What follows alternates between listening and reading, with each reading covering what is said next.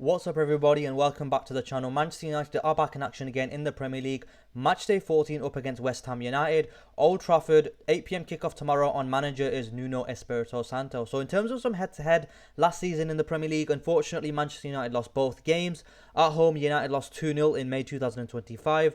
And then away from home, Manchester United lost 2-1 in October 2024 in what ended up being Erik ten Hag's last game in charge of the club. So last season, under Graham Potter, who took over from Julian Lopetegui in January 2025, they finished 14th in the Premier League. They won a total of 11 games, drew 10, lost 17, scored 46 goals, conceded 62, finished with a goal difference of minus 16 with 43 points. They finished 1 point ahead of Manchester United in 15th position. But on the 27th of September 2025, Nuno Espirito Santo was appointed the head coach of Premier League club West Ham on a 3-year contract following the dismissal of Graham Potter. So in terms of some insights for this match, Manchester United have lost 4 of their 5 Premier League games against West Ham, more than they had in their previous 28 against the Hammers, which was winning 19, drawing 6 and losing 3. West Ham won this exact fixture 2-0 last season, ending a 16-game winless run away to Manchester United in the Premier League, drawing 3 and losing 13. They've not won consecutive league visits to Old Trafford since March 1934. So West Ham did with the Premier League double over Manchester United last season, winning 3 in a row against the Red Devils between December 2006 and December 2007. Manchester United are unbeaten in their last 17 midweek games, on games played on a Tuesday, Wednesday and Thursday. Premier League home games, winning 14 and drawing 3, winning the last 8 in a row. Their last defeat was against Liverpool in May 2021, which was a 4-2 loss. And West Ham have lost just 2 of their 13 Premier League games played on a Thursday, winning 6 and drawing 5, though only 2 of those games have come outside of London. Wins versus Southampton and in 2018 and in 2024. So in terms of recent form for West Ham are coming away with a 2-0 loss to Liverpool at home. Before that, they did draw to Bournemouth away from home. Before that, they did beat Burnley and Newcastle at home. So they were good results for West Ham. But before that, they did lose to Leeds. They lost to Brentford and they lost to Arsenal as well. So they're coming in with a mixed run of form.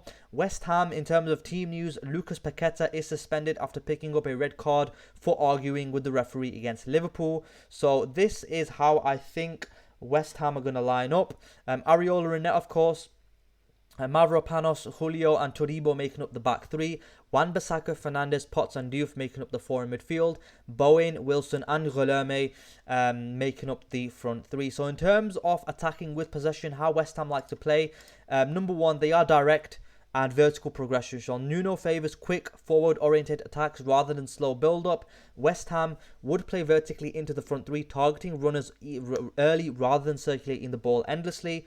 Number 2, counter-attacking as the primary weapon.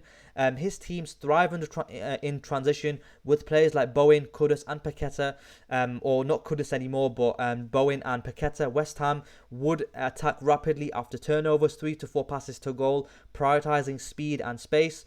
Strong wing play, especially through wide forwards. Nuno relies heavily on inside forwards, making diagonal runs.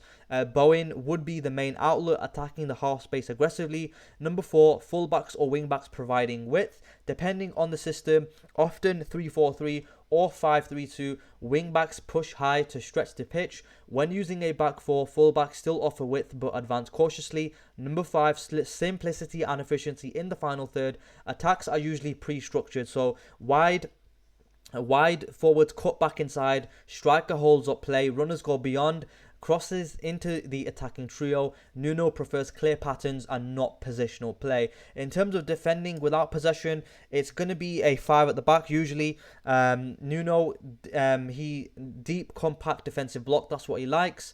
Nuno's hallmark, defensive organisation. West Ham would sit in a mid to low block, staying narrow to protect central areas and force play wide. A five-man defense stability when needed. A back 5 is common under Nuno. It allows strong protection of the box, aggressive wide centre backs, and controlled defending against crosses.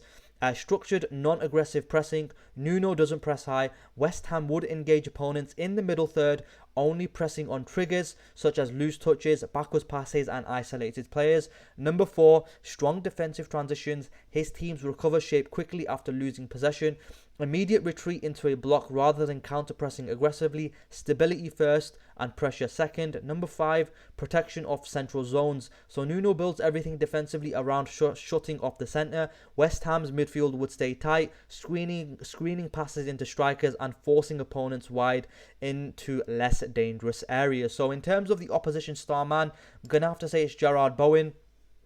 Bowen is excellent at driving inside from the right flank onto his stronger left foot, making him a constant goal threat. His timing of runs in behind and his instinct for arriving in scoring positions are amongst the best in the Premier League for wide forwards. He works tirelessly off the ball as well, pressing aggressively, tracking back and helping cover his fullback. His energy and discipline make him valuable in both transitional and defensive phases. And Bowen's clever movement, whether hugging the touchline or drifting into half spaces or making diagonal runs, helps stretch defenses and create openings. He is adaptable, able to play as a winger, inside forward, or even a central striker when needed. So last season, Bowen scored 13 goals and provided 8 assists, which is a really good numbers for a poor West Ham side who finished 14th. So he is going to be one to be looking out for. He is West Ham's danger man. So hopefully we can keep him quiet tomorrow if we are to be getting anything from this game. So in terms of Manchester United, we are coming away with a really good win away from home at Crystal Palace. Second half fight back and resilience is a key point. United fell behind to a first half penalty, yet responded strongly after the break. Their character and determination turned the game around. Impactful finishing and set piece quality. Joshua Zirkzee equalised soon after half-time with a smart finish, ending a long scoring drought. Then Mason Mount struck the winner from a well-worked free kick, underscoring United's quality in execution when it counted. So breaking the hoodoo, Selhurst Park win gives us a psychological boost. The result ended Palace's long unbeaten home run and United's 5-year winless streak at Selhurst Park, giving the squad a valuable confidence boost going forward. And finally, Bruno really clever with the 2 assists that he picked up. Obviously 2 free kicks, one for the Zirkzee. Brilliant finish by Zirkzee, really tight angle, really low XG chance, but Zirkzee put it away, so it was a really good goal by him. And then finally, the Mason Mount who scored the winner.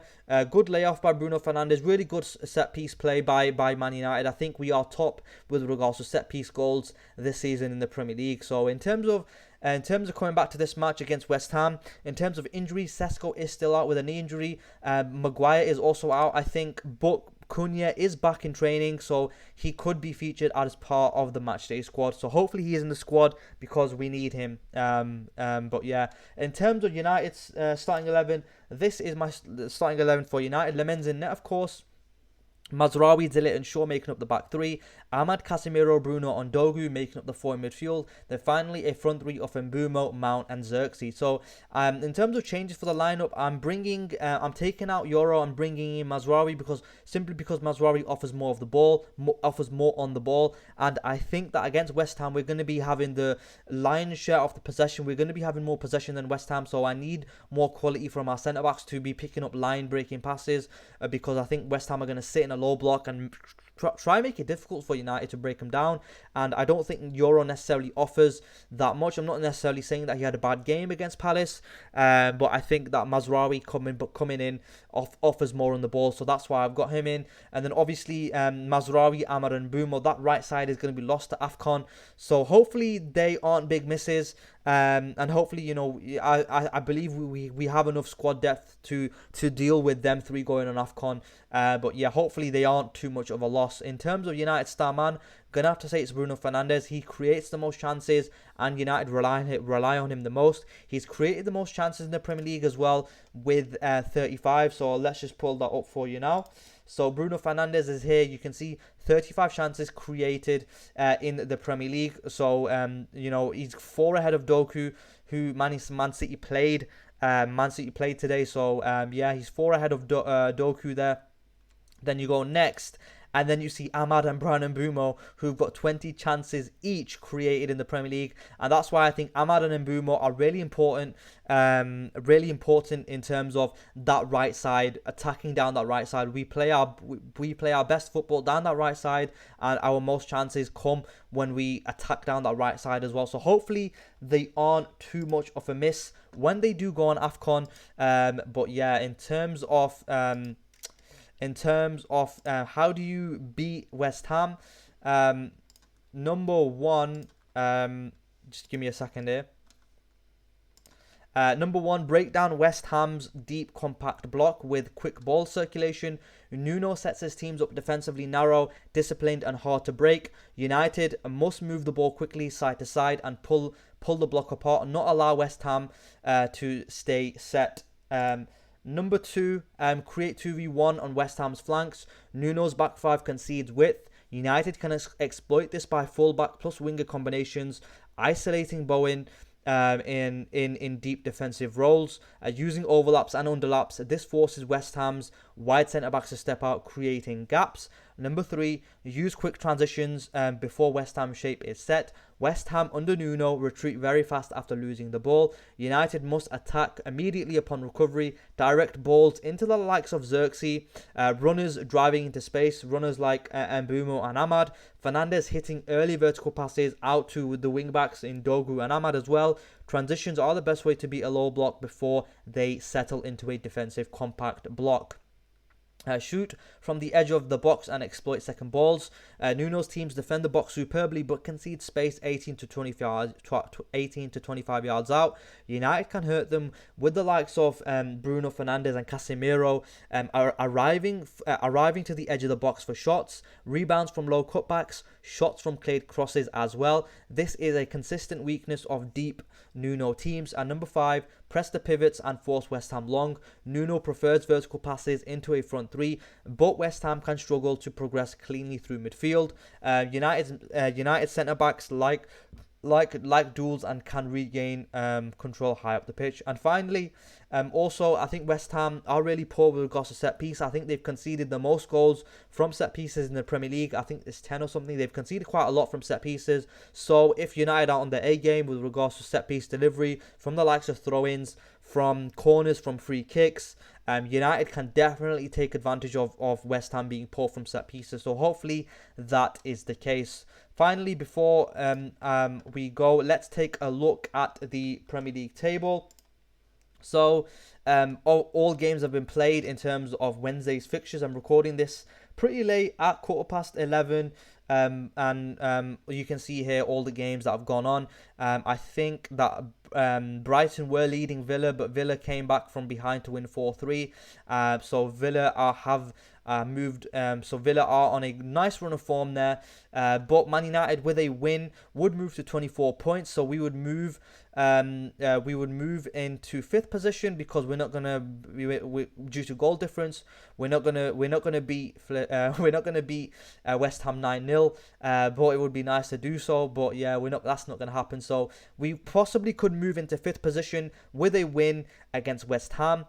West Ham with a win would move to 14 points. So they would move depending on goal difference. They could possibly move out the bottom three, probably not, due to the goal difference that they have. So that's the league table. I think that these next two upcoming games against West Ham and against Wolves are really important if we are to be challenging for the Champions League spaces. I think we need absolutely maximum points from both games, and here is another incentive for us to kind of pick up maximum points, bounce back from that poor Old Trafford defeat against Everton, which was that 1-0 horrible loss. Obviously we dropped points to Forest, we dropped points to Tottenham, and then we had a horrible loss to Everton, 10-man Everton at home, which we should have won that game, but we didn't do enough to be coming away with 3 points from that game. So hopefully we can bounce back. We have been decent at Old Trafford in terms of our home form. We've only lost twice. We lost to Arsenal on the opening day of the season, and then we lost to and then we lost to Everton as well, 10-man Everton. So in terms of that, we have been okay at home. Four wins from a possible six. Again, that we played well against Arsenal on the opening day of the season, but we didn't get anything from the game. But against Everton, we didn't play well whatsoever. So hopefully we can bounce back and get back to winning ways at Old Trafford. That would be really, really important for us.